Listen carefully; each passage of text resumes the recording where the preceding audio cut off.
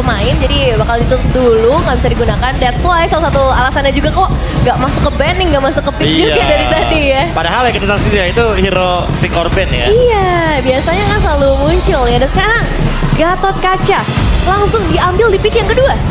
Ini Suyo Gatot Kaca ini bakal jadi alternatif sebenarnya buat Suyo dan juga Jauhead ya. Jadi offensifnya tetap dapat, area of effect-nya juga tetap bisa bermain. Dan dengan adanya Suyo otomatis membuka potensi bahwa RRQ bakal bener-bener ngotot di early game dan juga di objektif. Iya, iya. Oh ya, by the way aku belum lihat Farsha juga. Meskipun dapat sedikit Buff. adjustment ya yang lumayan menguntungkan sih menurutku. Wah iyalah itu menguntungkan banget. Di dalam push itu ternyata bisa ngelihat orang dengan Curse of Crow. Terus wings by wings yang jadi semakin lebih cepat. nambahin lagi tuh movement Terus speednya. iya Feather Airstrike itu akan memicu juga pasif dari Farsha yang nantinya burung fairy-nya akan langsung mengejar terus-terusan. Nah, tapi kayaknya belum jadi prioritas ya buat sekarang. Apalagi dengan kehadiran Joy dan juga Chow yang sama-sama agresif ya untuk mengincar ke bagian lini belakang. Granger yang akhirnya jadi pilihan, tapi 2 magic damage. Ya kayaknya nggak masalah sih menurutku. Selama itu adalah Joy dan Harit. Karena Haritnya masih bisa mukul tower kan. Kan permasalahannya double magic itu kalau misalkan gak ada yang bisa ngehit Susah ke arah turretnya turret. ya. Iya. Itu akan jadi terkendala sendiri. Makanya kayak misalkan kita ngeliat nih. Anggap sinerginya adalah Joy Jungle dan Nathan. Itu masih aman gitu loh. Iya ya, Wah itu Nathan kan time travel. bener. Iya. Tiba-tiba pindah, tiba-tiba Iya, datang. Tiba-tiba datang. Tiba-tiba Untuk memperbaiki lega. keadaan. Tiba-tiba lega juga bisa. Iya, dan Hilda sekarang udah di ban juga. Tapi yang menarik dari Hilda nih kayaknya dari kemarin muncul terus, Prof. Apa yang berbeda dengan Hilda sekarang? Aku merasa kayak di musim ini ya. Iya. Hilda itu win rate-nya sudah mulai menurun. Dan beberapa tim kayak udah sadar juga gimana caranya untuk bisa nge-stop dominasi dari Hilda dari early game. Biar Hilda tuh nggak dapetin ruang untuk dia bisa semena-mena masuk ke dalam area jungle. Karena kalau Hilda sekali aja bisa masuk ke area jungle, wah kacau sudah itu pemegang Retribution. Ya, apalagi sekarang kita masih melihat di mana kondisinya dari sosok Hilda ini bisa mengganggu bukan hanya ke Suyo, tapi juga ke arah Toy-nya. Dari tadi yang diperhatikan adalah gimana Toy-nya ini selalu menjadi target utama. Nah, Hilda nge-flanking, Toy-nya deliver damage. Kalau dimasukin ke Hilda itu akan sia-sia. Karena nggak bakal ada Sky Fisher yang bisa melancarkan dia. Dan Iya. terlalu banyak effort untuk bisa menahan pergerakan Hilda masuk ke Toy. Ya ditambah mungkin kita ngomongin kombinasi draftnya ya. Kombinasi draftnya ini kan ngebawain Joy dan juga Harit. Dua-duanya butuh Holy Crystal. Ya.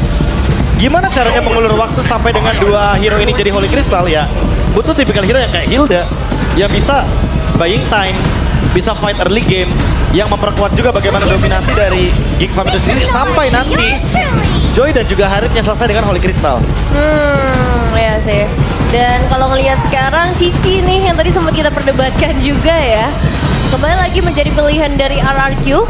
Tapi ya ini akan ngebuat mereka tidak terlalu tanky, hanya mengandalkan ke arah Gatot Kaca meskipun Cici lumayan tebel ya. Tapi memang Cici ini lebih powerful ketika kita ngomongin dia bisa nempelin lawannya, dia bisa nempelin tank dari Geek Farm dan Farsha akhirnya muncul baru dibahas. Ya, Parshitnya kebetulan bagus di sini karena untuk bisa menjangkau Granger ya. Selain dari Joy yang mungkin bisa menyentuh lini belakang, atau bahkan Harit dengan zaman Force yang bisa langsung dive atau nge-skip hit-nya, mau nggak mau ya Farsha dengan Feather Airstrike agar nanti Granger bisa terkena poke damage sebelum mengikuti team fight yang besar.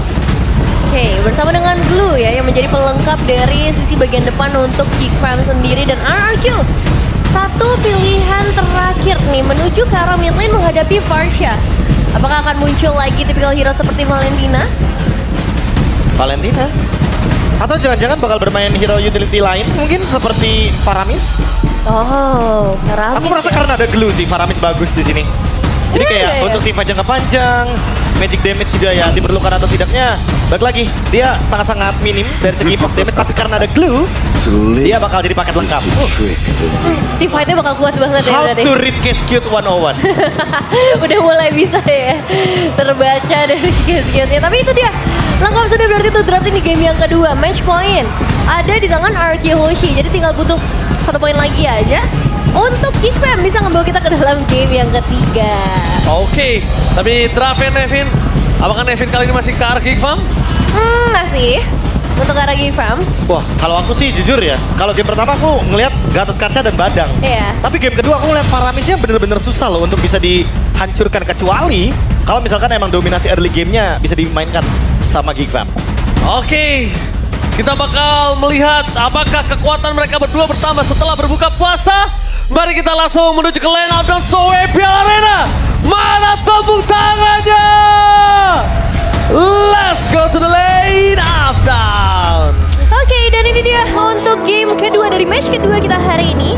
Melihat bagaimana pertemuan Joy dan Suyo akan kembali lagi kita saksikan bersama. Tapi bedanya, Porsche dengan update terbarunya, apakah dia akan jadi lebih agresif? Dan Baleski yang juga sudah mulai memberikan gangguan jelas dengan cowoknya. Oke, ditemenin ya. Ditemenin dan bahkan kita lihat kemungkinan akan ada retribution. Yes, itu dia. Kemungkinan akan ada retribution. Waduh. Karena kita melihat juga kondisi kali ini Baloiski di sana bisa dengan satu hitnya dapetin ke arah orange buff-nya. Iya, setuju. Tapi ya sebagai kompensasinya tentu damage yang diambil sama Baloiski akan jauh lebih dalam juga. Karena itu adalah area jungle dari RRQ di bawah menit yang kedua. Dan kalau kita ngomongin emblem sedikit nih. Mungkin tertuju pada Festival of Blood ya, yang cenderung banyak diambil sama Dairen dan juga Toy. Karena emang dibutuhkan dalam teamfight, tapi jangan lupa nih, untuk teamfight participation berarti RRQ harus memperkuat teamfight 5 di early game-nya nanti. Mungkin beranjak dari menit yang kelima, setelah nanti gerakan dari Sutsujinya akan bermain di laning jauh. Iya ya, karena dari sisi lain juga ngelihat dari Gig sendiri, pergerakan cepat nih ngelihat dari Baloiski secara emblem juga ini bakal lari-larian banget mengincar dan mencoba untuk bermain pick off. Tapi yang jadi pertanyaan adalah untuk damage dealingnya nanti, karena kan kita selalu melihat kombinasi antara The Way of Dragon dan Burst Damage. Tapi hati-hati karena Rins. Oke, Rins kayaknya akan coba untuk membalikkan kembali keadaan. Tapi Rins juga tidak akan terlalu takut dengan purify yang dia miliki. Dia masih akan cukup berani. Nah, Toy, untuk kondisi kali ini dia agak cukup terpressure tanpa harus bantuan siapa-siapa dari Kadera. Dia benar-benar ditekan abis. Dan bahkan kalau ngomongin karena leaning phase, Kadera akan sangat lebih cepat untuk melakukan clear minion. Setuju sih. Ini early game yang manis banget untuk Cadera, berbeda dengan game yang pertama. Yang dimana dia nggak bisa main ofensif di laning. Sementara dengan adanya Harit, otomatis akan mempermudah early game bagi Gigfam di area gold lane. Mereka masih butuh sih informasi gimana caranya dari Idok ini bisa menutup jalan ke arah soal Farsia, Nevin. Karena kalau misalnya Idok nggak nutup ke arah Farsia, ini tidak bisa kita pungkiri. Farsia ini akan segera dengan sangat cepat menyelesaikan Netherrealm.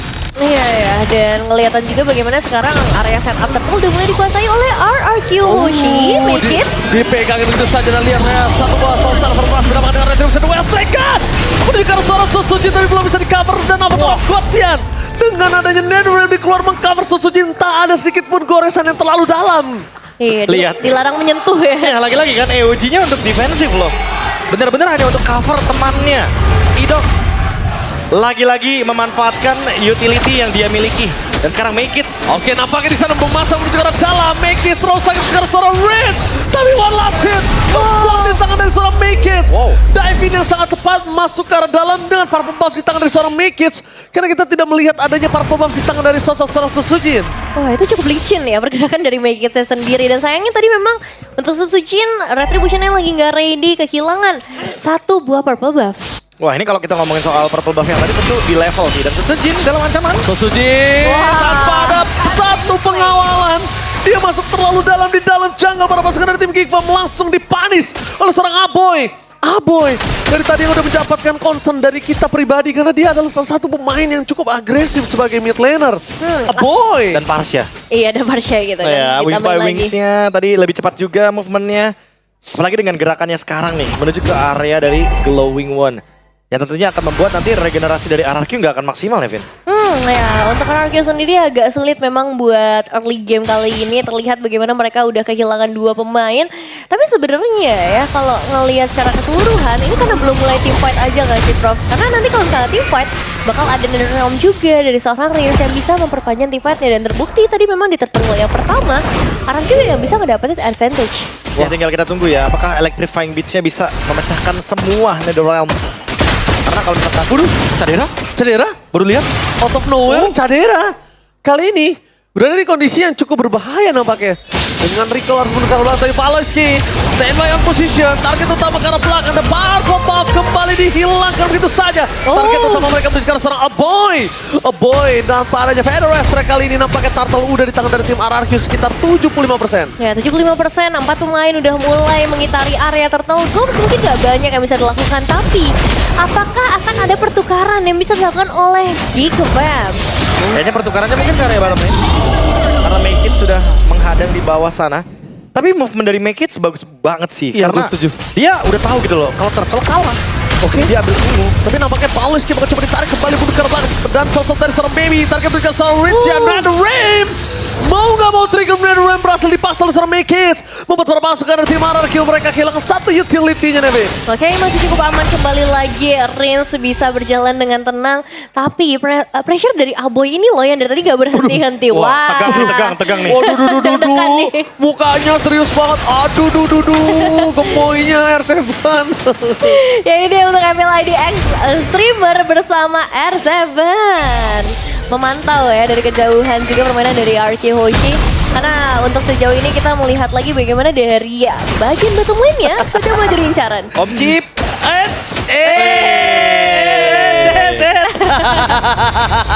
Aduh. Halo. Oke, The Wild Dragon langsung menuju ke seorang Icho. Covernya sangat cepat menuju ke belakang. Bentar dia for defensive, tapi Toy! One last hit Fedor Strike tadi untungnya nggak langsung menuju ke seorang Toy.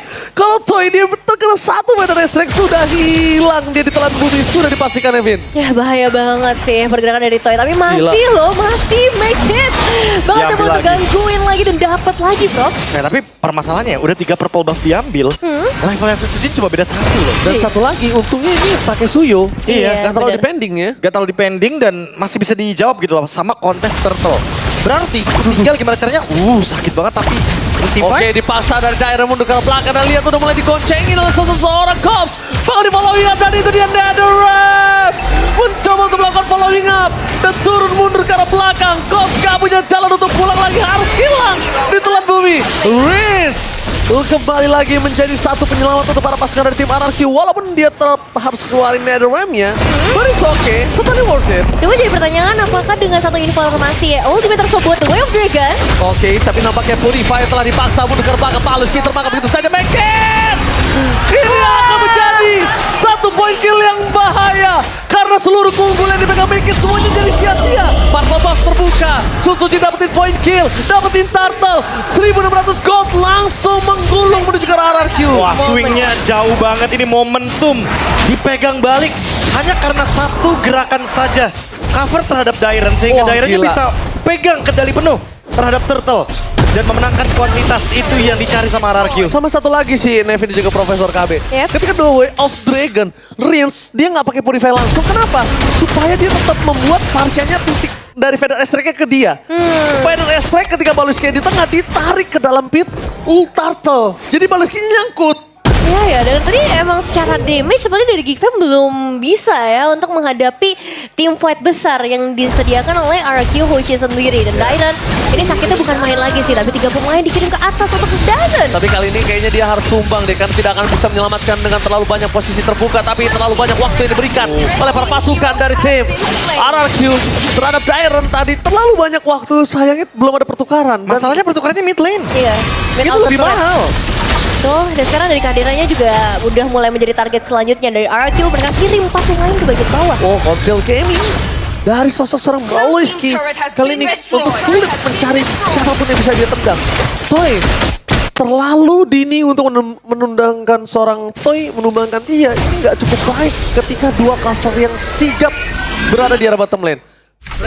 Experience, Purify, Idok, terlalu banyak sword skill yang bisa menyelamatkan dia, terlalu keras.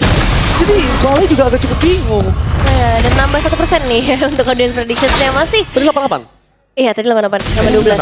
Nambah 1 ya? 1% dari sekian ribu orang yang nonton makanya, tinggi loh. Nambah. 1% dari 1000 berapa nih, Bet? 1% dari 1000, bagi 100 bang. 100 lah. Iya, Dari 10.000? 1%? 1000. 1000. Ragu gitu jawabnya. Anyway, untuk sekarang ya setupnya akan di-build lagi sama Geekfam karena mereka pegang Chow. Jadi mereka harus buka duluan. Tinggal gimana caranya nge-react apalagi dengan adanya Revitalize mungkin dari Idok. Ya, Tapi kalau ngomongin Gops ya dia udah nggak bisa terlalu masuk lebih dalam dan nggak berani selama masih ada Rinzi ya di sana Nevin. Ya, dan sekarang Lord yang kembali lagi bakal menjadi incaran utama dari Suzujen Suyo. Yang bisa dibilang lebih stabil ke arah objektif kali ini harus sedikit bersabar. Mengingat ya, tanpa kehadiran dari Idok, ini akan sedikit lebih sulit buat mereka. Wah, ini yang paling sedikit repot ya adalah Gobs-nya sebenarnya kalau boleh jujur. Iya. Karena semenjak ada Faramis last pick tadi ya. Bingung dia. Itu dia bingung, dia mau buka ultimate tapi nanti disemprot ya kan. Pakai Ghostbuster hilang nanti jadi tiba-tiba. Gak buka ultimate-nya juga salah. Tapi lihat di sini, lihat mereka menuju ke arah seorang Toy. Targetnya terlalu cepat untuk meng-cover Toy dan Apoy. Dia gak buka main restraint tadi begitu saja. Purify Gaming gak bisa menyelamatkan dirinya. Meanwhile, para pasukan dari tim RRQ memaksa lebih. Dengan Paulus yang akan dimakan para pasukan dari tim Geek Farm. Harus menuju jenak Tyrant. Metal Detector berhasil mencari di mana keberadaan dari seorang Make It. Tercuri begitu saja Toy. Terlalu sakit. Langsung di cover dengan ada Netherram. Dan bahkan Make It still survive in the bottom lane. Dipaksa oleh Tyrant. Supaya tetap menjadi point kill. Kadera versus everybody. Double kill. Lagi buat triple kill. Kadera. Kali ini mencoba untuk bersinar. Satu point kill dan Purify Gaming didapatkan. Tyrant mencoba untuk menutup duel Dragon. Mencoba untuk menghalangi pergerakan dari seorang Tyrant dan juga kawan-kawan. Gold nampaknya bersama dengan seorang Baliski harus menjadi korban keganasan perpasukan dari tim RRQ. Dan lihat Tyrant kali ini membuat sosok seorang Kadera menjadi korban yang ketiga. Karena tidak ada kanan Jalil lagi untuk bisa pulang bersama dengan Apoy. Dan Purify, no Ferry dan Tyrant. Alphonse is never enough. Apoy still survive in the bottom lane. Wow, satu pertarungan panjang dilakukan oleh kedua belah tim. Tapi memang ada pertukaran Gila, akhirnya Kadera. menuju ke arah Riz. Tapi ya, Kadera sih ini benar-benar spotlight kita hari ini. Dia sampai force purify ya, hanya untuk bertahan hidup di tengah-tengah tim fight yang begitu chaotic. Dan memecahkan Netherrealm loh, itu yang Gila. paling terpenting. Gila Kadera sih. Benar-benar perform banget kali ini nampaknya. Lihat Package mencoba untuk masuk, ditutup oleh serang Idong. Target utama mereka menjadi serang Package. Defense jadi pilihan utama. Dan berpasukan dari tim RRQ. Mereka coba untuk mendapatkan drop.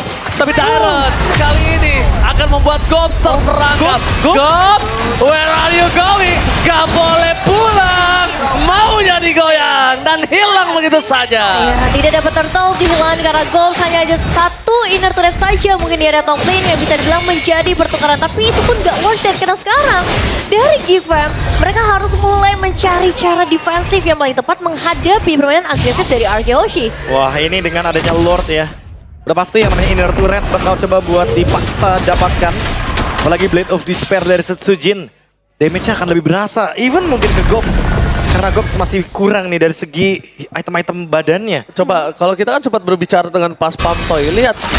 Toy tidak memberikan satu point kill, tapi dia tetap di cover. Tetap. Itulah dimana satu suaranya nih yang cukup mahal.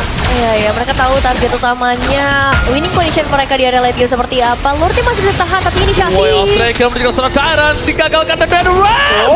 Membalikkan kembali karena bawa seorang Baliski terperangkap di depan sana. Satu point kill dengan Sky Missile akhirnya menggunakan seorang Baliski. Kadera harus menuju ke arah belakang karena Mekis berhasil menuntaskan tugasnya untuk menyelesaikan Luther Goblin. Ya, itu dia investasi ke arah Toy yang berhasil karena dengan satu hit saja Baliski langsung menghilang tanpa jejak. Dan sekarang dari Mekis juga harus sedikit berhati-hati. Area base mereka sudah mulai menjadi tempat jajahan dari RRQ dan mereka akan mendekat lagi. Tapi sayangnya masih ada Feather Ice Strike. Sakit banget Aboy. Ya, dari kita Dead Sonata soalnya. Iya, dan bahkan lihat ini kalau bisa dibilang Toy ini pakai skin yang original kan? Iya, Kayak Tuturu ya, lihat-lihat ya. makanya. Dari awal ya, no skin. No skin. Oke. Tapi kita lihat para pasukan dari tim RRQ membuat para pasukan dari tim Geek Farm kali ini dari goldnya yang pernah sempat mereka pegang jauh banget. Devin kali ini langsung menuju di 4.000 bahkan untuk menumbangkan Idok. Yep. Jujur mereka butuh 4 orang minimal. Ya, Tanpa Gops gak apa-apa, tapi 4 orang ya. ya.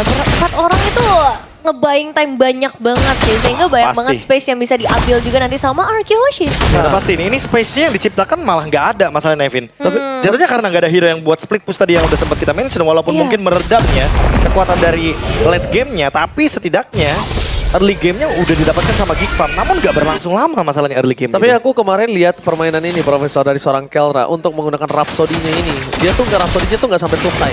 Iya. Rhapsody-nya nggak sampai selesai supaya 3 bisa peluru udah. 3 peluru udah supaya energinya tetap banyak dan dia tetap bisa spamming tuh Devin. Betul, betul.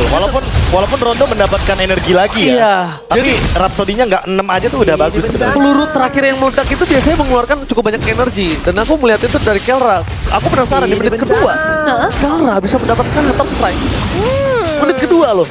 Iya ya, itu bakal memperkuat tim fight banget sih sebenarnya ya. Apalagi kalau misalnya sekarang ngelihat dari segi objektif yang udah mulai muncul, objektif Lord Suzuki udah pasti akan langsung ada di sana. Tapi yang jadi pertanyaan, ini mau trade ke arah mana lagi? Trade-nya kayaknya nggak akan kalah tim fight sih. Tapi kalau Nevin sadar tuh lihat, Toy. Dipencet Rhapsody-nya nih. Tak tak tak, nanti selesai. Udah. Tuh. Gak sampai full kan? Iya, iya, iya. Gak sampai dar. Gak sampai meledak. Cukup. Nah, biar dia bisa spamming lagi. Apalagi butuh tim fight jangka panjang ya. Iya, karena energinya ada. Karena bisa di-cancel. Tapi depan sana Paolo Iskian flicker for defensive. Idok mencoba untuk mendapatkan serang Kadera. Fokus ke arah belakang. Idok akan menaruhkan dia for defensive. Berhasil menyelamatkan dirinya, tapi nampaknya Paolo Iskian berhasil menendang satu orang. Dibalaskan dengan adanya Rizia dengan Danuran satu depo design. 2 point kill. Lihat RRQ membalikan keadaan di mana Kadera udah tidak memiliki samaan force dan masih 1 point kill Kadera dapatkan. Kali ini membalikan kembali keadaan Kadera versus everybody. Kadera versus Sai bersama dengan Susujin. Lihat mereka semua kebingungan untuk bisa menangkap Kadera dan bahkan Dairut sekalipun gak bisa memegang ke arah Kadera. Make it mencari di mana Susujin berada dan Kadera again. Kadera strikes again. Iya, iya, iya. Ini mengerikan banget ya. Pergerakan dari Kadera yang kembali lagi memukul Araki Hoji. Gila Kadera. Supaya nggak terlalu cepat mereka balik ke area Lordnya. Supaya ada waktu supaya Baloy dan juga Goms kembali ke area objektif. Udah ada lagi tuh sama sportsnya tuh. Ya, ini bakal team fight lagi sih seharusnya yang bakal dipaksa sama Geek Fam. Karena mid game mereka kuat banget. Mereka punya Joy, mereka punya Harit.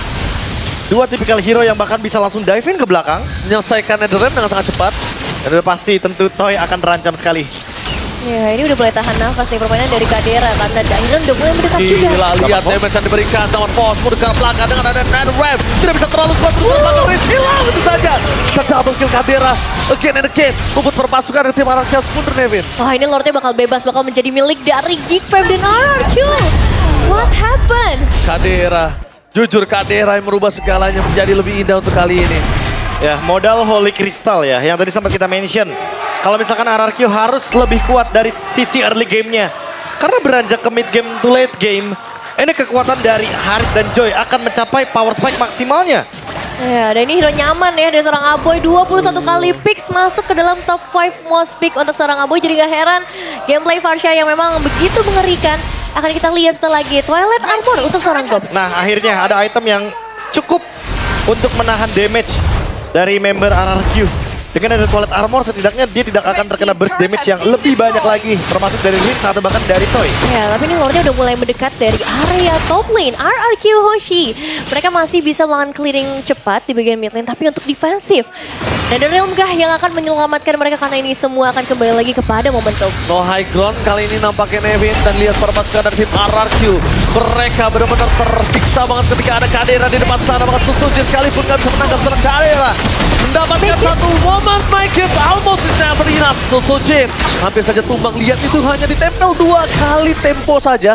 Belum bernyanyi dengan pianonya. Iya. Itu baru 2 tempo, 2 ritme doang Nevin. Ya, dan ini 2 base turret menjadi milik Geek Fam. RRQ Hoshi, mereka kayaknya bakal kesulitan deh kalau misalnya dipaksa untuk bermain di sekitar area base. Dan apakah bermain di area luar bakal menjadi jawaban untuk RRQ? Wah, kayaknya sabar dulu sih kalau misalkan untuk bermain di area luar ya, Nevin ya. Karena area jungle pasti akan dikuasai sama Baloiski. Ingat di sini ada Chow yang menandakan power pick off dari Geek Fam akan sangat tinggi sekali. Dan harus lebih berhati-hati karena selain Dairon dan juga Rins tidak akan ada yang bisa nge-cancel the way of Dragon. Yes, betul banget.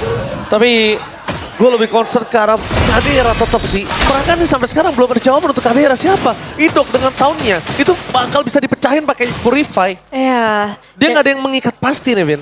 18 menit udah mulai berjalan dan Geek Fam sepertinya masih menunggu momentum yang tepat atau lebih tepatnya juga menunggu objektif nih untuk kemenangan yang lebih pasti. Ya, yang bisa mengikat mungkin di sini cuma ada Dairon ya. Tapi itu pun harus make it dan juga Kadera karena dua-duanya rely banget sama dash kan. Iya. Tapi masalahnya kita nggak pernah ngelihat Cadera dan juga Make It itu berdekatan loh. Sempat terikat sekali doang, tapi Sekali doang? Nah kalau ini beneran berhasil keikat dua-duanya dan nggak di follow up, ini bakal menjadi momentum yang rugi banget sih. Kalau berhasil di follow up, itu dua orang hilang. Aboy sekalipun dengan hero nyamannya dia nggak bakal bisa ngapa-ngapain. Nah, cara item sini sebenarnya untuk Daryl sendiri udah ada si Halberd ya yang juga diamanin untuk ngebuat ya supaya nggak terlalu tebal dari Geek Fam-nya sendiri. Tapi Gops dengan Twilight Armor ini tetap jadi satu kesulitan untuk ditembus. Lord Evolve sudah mulai Ini masuk dia. menit 19. Lord yang sangat ganas tentunya dan harus didapatkan oleh siapapun. 1000 ke Idok Gila. dengan Athena Show. Wild Dragon telah dikeluarkan menuju ke Sodai dan fokus menuju ke seorang Apoy. Tapi mundur ke arah belakang Cadera.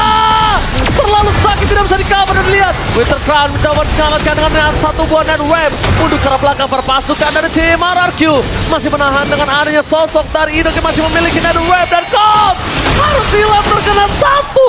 Sky Beaster harta tata Dead Sonata. Wow, dan itu dia satu suara dari RRQ Hoshi Gops yang benar-benar mencari target utama. Tapi untuk dapetin ke arah Lord, apakah ini masih bisa dilanggar oleh RRQ? Ingat, masih ada pada efek juga. Ponsel Gaming, Duel Dragon yang kali ini tanpa following up damage. Coba kabar pasukan dari tim RRQ mereka diporak-porandakan dengan Make It belum mendapatkan dan terikat.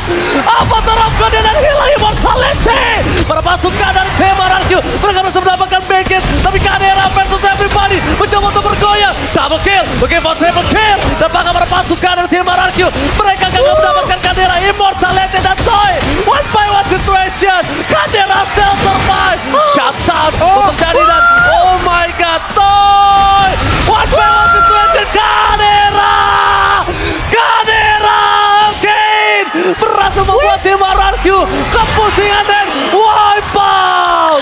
Weapon sudah mulai masuk juga dari bagian battle lane dari 3 arah. Bahkan bisa dibawa Gila. oleh Geek Fam kali ini. Riz seorang diri. Cadera save the day for Geek Fam ini! Dan itu dia wasit terakhir dari Aboy yang menyelesaikan kita dan membawa kita ke dalam game yang ketiga Geek Fam. The King Slayer akan kembali kah kali ini? Big Bam dengan Harit first pick. Mereka sadar bahwa ini adalah hero yang memang sedang naik daun. Ini adalah hero yang punya power spike di mid game to late game. Dan dengan modal Holy Crystal, Cadera mengacak-acak kerajaan sendirian.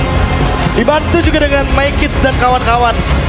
Tapi di last moment, 1 lawan 4 sekalipun dia ladeni.